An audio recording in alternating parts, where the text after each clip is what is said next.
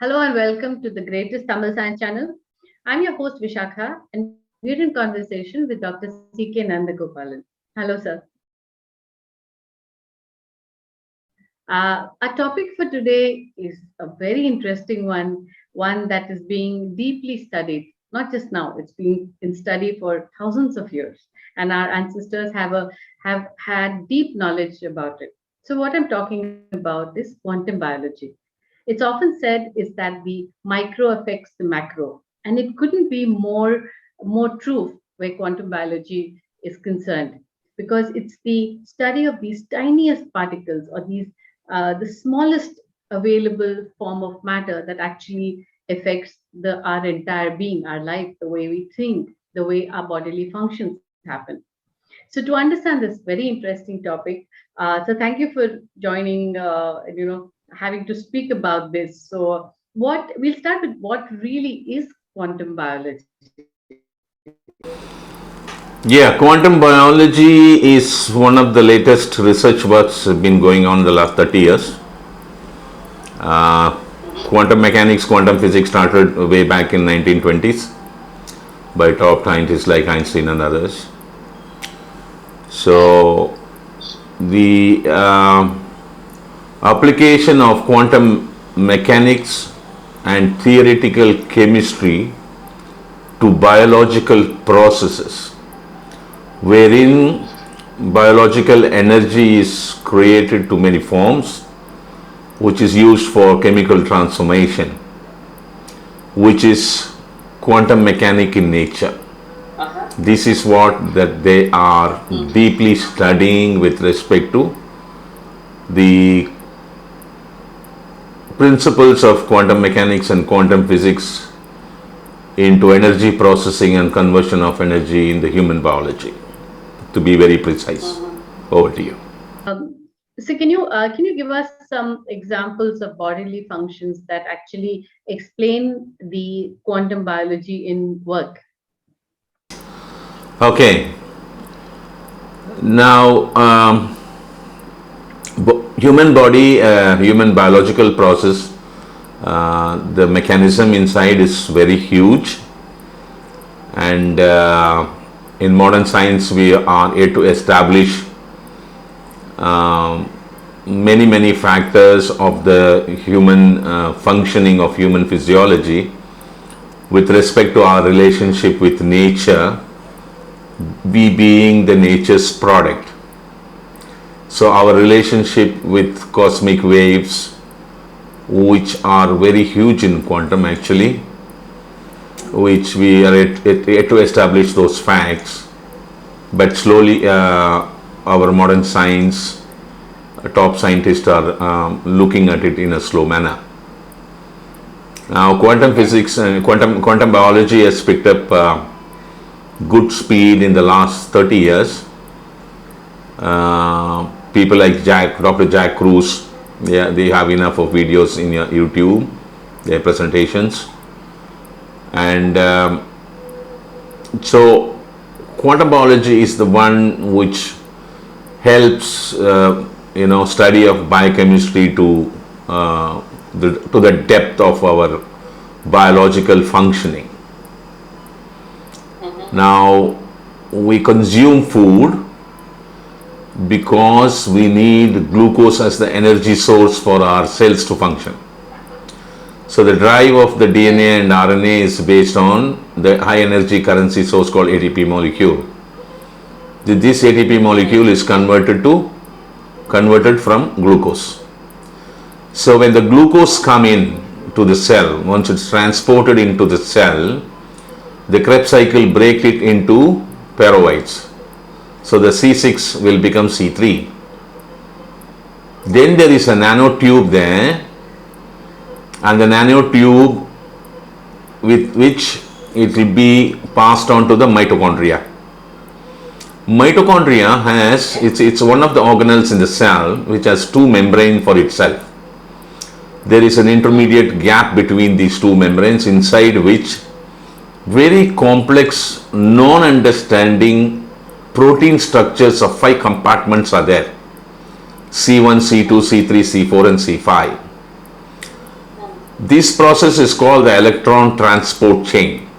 What's going to happen now, receiving the pairwise, run through these 5 chambers, wherein all the protons are removed and the electrons are passed on of the glucose molecule of atoms. C6H12O6 make a glucose which is broken into C3. Now the protons of these components are carefully removed and the electrons are run. So it will become NADH to NAD, NAD to ADP, ADP to ATP synthase and ATP. On the other side, it will become FAD to FADH to ADP and then ATP synthase and ATP. So each glucose, that single glucose, is converted in the end to 38 ATP molecules. Right. So all those protons which are moved, it's called the electron transport chain. That's why the mitochondria is called the proton pumping machine. The protons removed cannot be left alone because protons are positively charged. The electrons are negatively charged. So the protons removed are carefully held within the intermediate space of the mitochondrial membrane, wherein when the oxygen is supplied into the cell by the hemoglobin or your blood supply, we consume these protons and convert it to water. These kind of in-depth studies are being done in quantum biology, wherein this is called the oxidative phosphorylation of the human cell mechanism, how it receives glucose and converts the high energy currency source of ATP molecule, which is useful for the drive of your DNA and RNA, where cell function become possible. This is one classic example for you of quantum biology. Over to you. Right. So for a lay person, on an everyday basis, you've given one example, but on an everyday basis, how should I understand how quantum biology is working, or how can I assist my body better to make use of biology? Is there something like that? Yeah, very much yes. If you want to understand what exactly the principles of quantum mechanics and quantum physics is working within us and outside us, in order to help our biological function going with good harmony, is you have to understand, first thing is the sunlight falling on your skin is very important, because wherein there are a lot of photosynthesis is happening with your skin receiving the sunlight. So if you go to quantum biology presentation by Dr. Jack Kruse, he says at least for minimum 1 hour a day, both the girls and boys, please remove your shirt, your top wear, and sit down in the sun. And he also requests that it will be too difficult for the girls to do that, the ladies to do that. So please make sure you have a backyard area where it is not visible to others, wherein you can remove your top and sit down there for 1 hour in the sun. Because we do process many things by receiving sunlight, you know that. Then also the quantum biology now understood a very important stuff, to maximum be without your chappals and shoes. The ground contact is required for your feet, because from the mother earth there are a lot of electrons are transported into your body. If you are going to insulate yourself with your shoes and socks and chappals and whatnot, which are insulating yourself, and the soul is not directly coming in contact with the floor, you are going to stop that. If you take the healthy part of the plant kingdom, the trees, they live for hundreds and thousands of years because they are permanently placed on a ground where the roots are spreading all over inside the depth of the ground, the mother earth, the soil, because they get enough of electron transport required for many of their functions. Like this, there are many things which they have been closely studying, including their one interesting study what they make, how the birds navigate 6,000, 8,000 kilometers from one continent to another continent without looking down. All these things are very important studies as far as the human life is concerned, that we have to gel with the nature for the quantum mechanics and the theory of chemistry for our biological process. All these things you can, very, very beautifully go and see these presentations in the YouTube about the quantum biology, especially by Dr. Jack Kruse. And also, they also explain the health hazard of many things with respect to quantum mechanics and quantum biology. That is one of the things that they have very carefully been studying in the last 30 years is the blue light toxicity of the computer screens, of the iPad and the mobile screens when it hits your retina, the blue light, because light signals falling onto your onto your retina of the eye, which get transformed to electrical pulses to travel in the optic nerves to the visual center for you to know what you're seeing. So the processing of the blue light conversion by the electrical pulses, has a tremendous back effect on your semiconductors in the brain, which affects your entire health. So they are requesting you now to avoid your computer screens and your mobile screens and your iPad screen of too many hours in a day, which is very, very bad for you, very, very bad for your physiological functioning. Likewise, this quantum physics and quantum biology, you can understand these things from many forms by going through those presentations by legendary scientists in the YouTube. It's very much available to you. So I understand that quantum biology plays a very, very huge role in the microbiome of the body and of our gut. So can you explain us a little more? How does quantum biology, how is it in play in the gut of the human body? Yeah, there are many studies have been going on by these guys with respect to the microbiome of the body in relation to the quantum biology. So there are a lot of things happening inside which they are not in a position to see much at the moment. Very, very little could be seen because it's too minute, and we had to come out with sophisticated machines to see the live mechanisms of what's happening inside. They've even gone up to the extent of finding, some of the microorganisms inside is passing light signals as communication to many works within our structure of the bones and other things. And conversion of many things by the microbiome at the moment, only very little could be seen by they eating some of our food and converting them into the required components for us, like melatonin and vitamin K2 and whatnot. But then they have established a very fine thing with gut flora, as through the vagus nerve. There's a connection between your gastro and the brain through vagus nerve. So they now come closely to an understanding where the gut flora is communicating a lot of chemical communication with the brain flora, where the microorganisms in the brain, but which is really helping our brain function. So processes like problems like Alzheimer's, your Parkinson's, your dementia, your autism, all are being referred to this lack of communication between the gut flora and the brain flora through the vagus nerve. When we are destroying too much of our lactobacillus gut flora in the stomach, then the quantum of communication between the gut flora and the brain flora is getting reduced through the vagus nerve, which may affect the functions of our human brain with respect to the retaining of the memory and many other command centers in the brain. So there are a lot of interesting works have been going on. They are coming out with very little now. Maybe in the next 20 years, in my books, that they will be able to establish many facts between the the interdependency of the cellular mechanism to microbiome mechanism, because they already established the fact that the cellular mechanism of the human body is highly dependent on the microbiome function, and the microbiome function in turn is interdependent on the cellular function. They have a very strong relationship there.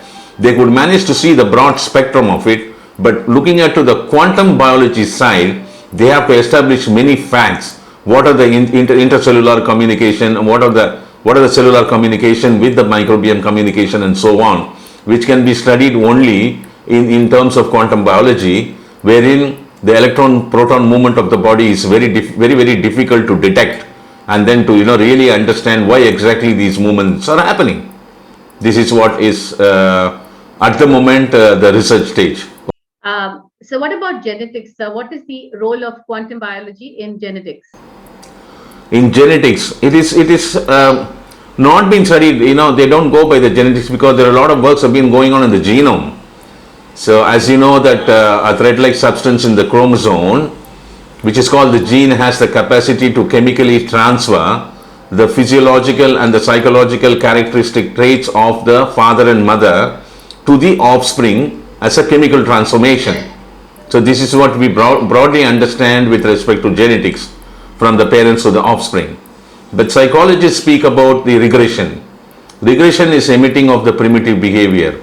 How many hour old we are, in the sense like how many lakhs of years old we are, our genome has the memory encryptment of our entire generations of thousands and lakhs of years inside that.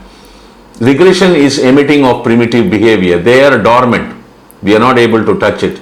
But in the Indian spiritual context, when you become enlightened with respect to your spiritual life and so on, you will be able to decode that memory and see what is your previous birth to thousands and thousands of years. There is no doubt about it. And there are many people who have spoken about it. But with respect to quantum biology, they are not much looking at the genetic side of it. That will also roll out after some time. Now, more so they are concentrating on the electron-proton movement of the body with respect to atomic and subatomic level of functioning in terms of theoretical chemistry and so on. So at the moment, I don't see any genetic works have been going on in with respect to quantum biology. So regarding to our ancient sciences, Tamil, and within India also, there seems to have been a very deep understanding of quantum physics, astrophysics, quantum biology. The Upanishads talk about it. So could you shed some light on the what the ancient Tamil science speaks about quantum biology? I would say that I am not familiar with Vedas and Upanishads because I have not studied them at all. I don't know anything about it. I've heard about it. There are a lot of facts of science there in Vedas and Upanishads. So, but I can tell you about the ancient Tamil heritage. When you see the olden society, it looks like they had a tremendous knowledge because they have given many inscripts on multidimension. So we are in modern science here to study multidimension to the depth. But these people, under the banner of Paripurnam, they have studied the multidimension. That means they are very sure of how the nature has created every form of life on earth, and then how each form of life is interdependent on the other form of life. This is one. To the ancient Tamil heritage is also, it's had a sociological teaching from generation to generation, that they have understood the nature and the relationship between the human body, live human body, and the nature, and our cosmic wave reception and so on. And they have also studied in depth that the whole medical science of the ancient Tamil heritage is based on spinal cord, which is an antenna which receives the cosmic wave, and then it produces many things inside in terms of creation of many other energy, electricity and so on. They are very familiar with. So they lived a life at par with nature, even though they had their urban societies those days, their formation of colonies, roads, houses built with bricks and whatnot and so on. That these guys were so smart that most of the time they all walk without chapel. Number one, which really makes sense with respect to quantum biology today. And they are all, the males, they never used to wear tops. They used to wear only dhoti down, and more so they are with bare body and barefooted, and they must be knowing all these facts, how we sunlight should fall on us. And especially if you see the dress code of ladies, this is very important stuff that you need to know, that they used to wear a blouse, they used to wear a petticoat and a sari. So the space between some level of chest and the stomach is opened. You understand? Right, yeah. That area has to be exposed to sunlight. Why? Because of your uterus health. Hmm. Now you have covered yourself completely with your kurtas and shirts and t-shirts and salwars and whatnot.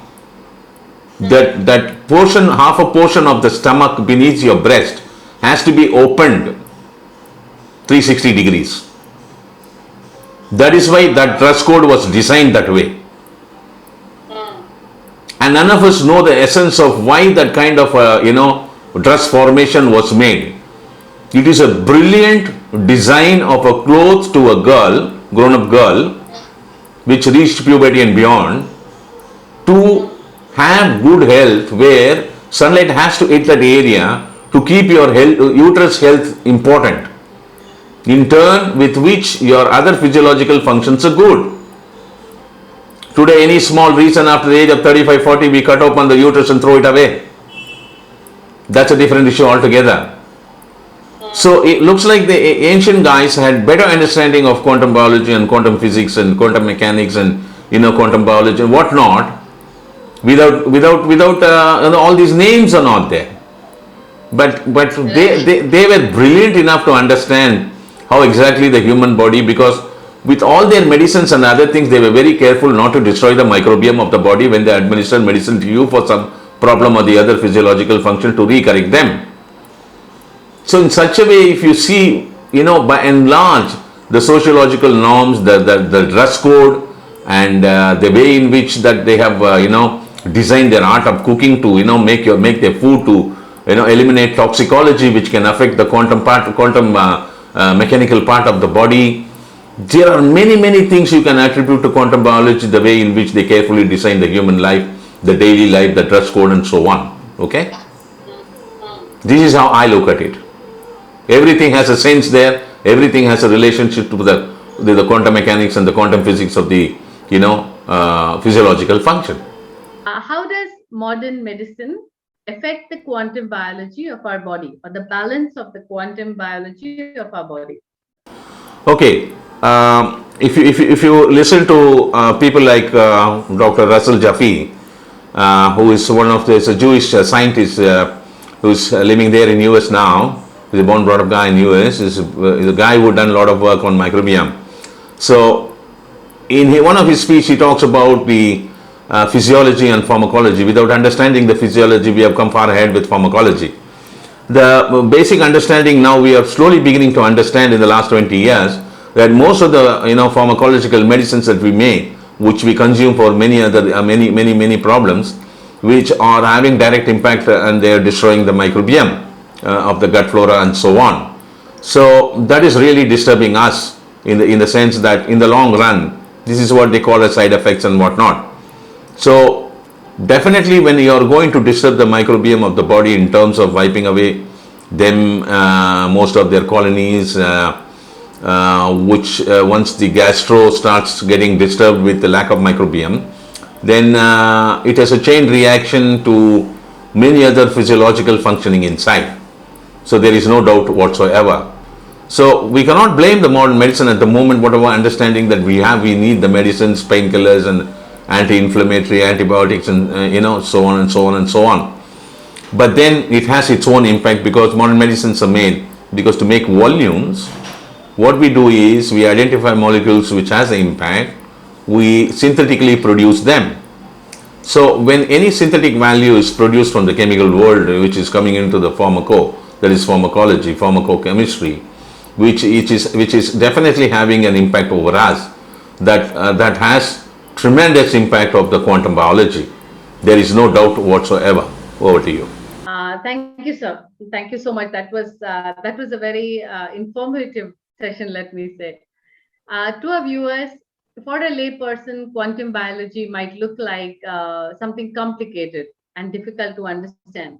It might be, but I think the way we can contribute to it, to ourselves, is to understand the ancient way of life and not put away what our tradition is, because every single ritual and every single way of life that the ancients had and has been brought down to us by our ancestors has a deep rooted meaning and deep rooted connection to science. And it definitely affected the way we live our lives very positively. So if you want to, if you want to take help of astrophysics, could be quantum biology, quantum mechanics, quantum physics, whatever it is, the simplest way to do that is to look at what our ancients did and try to follow that lifestyle as much as possible in our modern day. So thank you so much for being with us.